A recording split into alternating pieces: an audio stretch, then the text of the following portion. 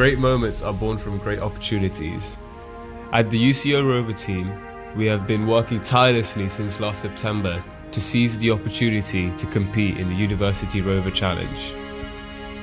We have pushed the limits of our knowledge to create the first ever Mars rover in the history of UCL.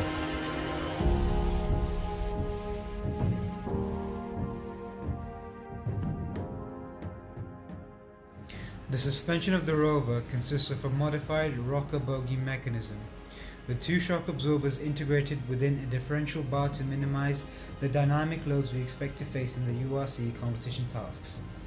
The chassis has been designed in two sections, with the front end designed to accommodate the robotic arm and a rear bay to house all electronics and hardware in a safe and protective environment. For the power and drive system, we are using 6 lithium polymer batteries delivering power to 6 brushless DC motors. The high current supplied will be perfect for our rover during the competition when faced with rough terrains. For the control system, we developed an in-house channel switching technique which allows us to control the multiple subsystems with minimal disruptions. Multiple microcontrollers are used to ensure the effectiveness of the system and of the entire rover.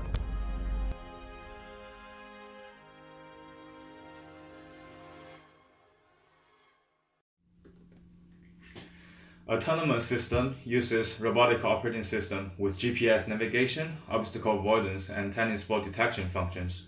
Firstly, we obtain the current and desired GPS coordinates from GPS interface and send them to the rover.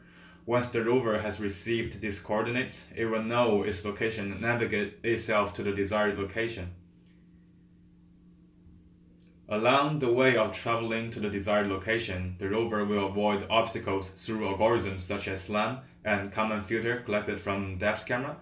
We have offset the light of depth camera to black and white because the strong sunlight in the competition creates many noise.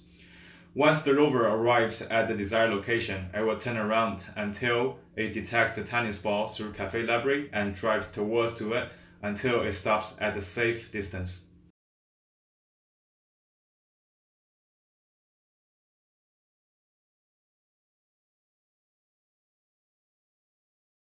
Our arm has 5 degrees of freedom with the load-bearing joints being controlled by worm gears and stepper motors.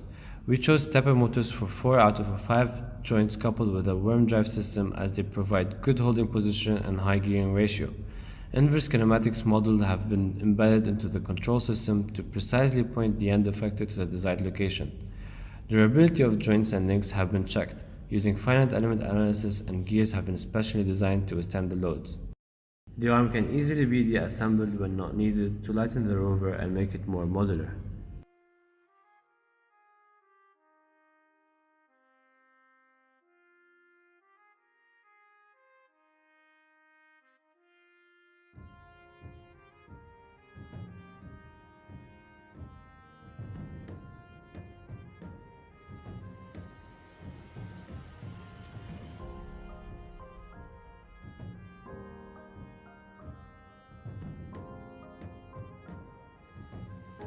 In terms of science hashtags, the aims for these tasks are to determine the potential of sustaining microbial life, geology of the site, and microbes life detection.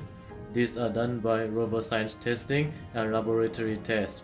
Our rover science testing involves the use of temperature and soil moisture sensors that will be attached to the drill, and microscopic images to determine the soil structure qualitatively. Our site selection criteria is mud, cracks, or surfaces with the least number of rocks and evidence of past water activity. Meanwhile, our lab tests consist of soil pH test, elemental chemical test, and lipid emulsion test as our plant biological life detection assay.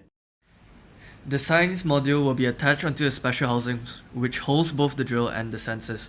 We will be using an auger to collect the sample, which will be held in a carbon fiber container before getting transferred into the airtight containers on board the rover for further testing. The housing will then switch to the sensor module to be inserted into the hole dug earlier to gather the respective data from the sensors for analysis.